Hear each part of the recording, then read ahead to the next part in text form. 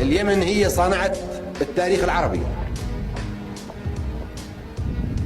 شعب اليمن هو الذي نشر العروبة في شمال أفريقيا وحتى عبرنا البحر المتوسط إلى أوروبا. شعب اليمن هو الذي بنى الحضارة العربية والمجد التليد.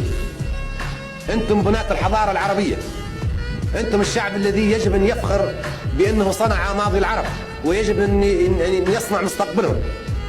شعب اليمن هو الشعب الذي بنى حضارتنا، وهو الذي أمد الوطن العربي بالهجرات المتتالية حتى امتدت العروبة من المحيط إلى الخليج.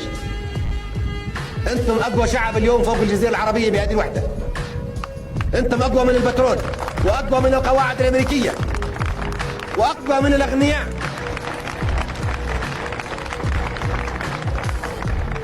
القوة ليست بالبترول، ولا بالاحتماء بالأجنبي، ولا بالقواعد الأمريكية، ولا بالخضوع للأجانب، وبالانتماء إلى مناطق النفوذ. القوة بالإرادة. هذا الشعب حتى كان فقير، هذا شعب غني بمبادئه، بإرادته، بقوته. الشعب اليمني يجب أن يفخر ويرفع راسه. هو أغنى شعب بالإرادة، هو أقوى شعب بالإرادة، هو الشعب العربي العظيم، ويجب أن نستغل هذه الإمكانيات لتحقيق الوحدة العربية وإلى الأمام والكفاح مستمر.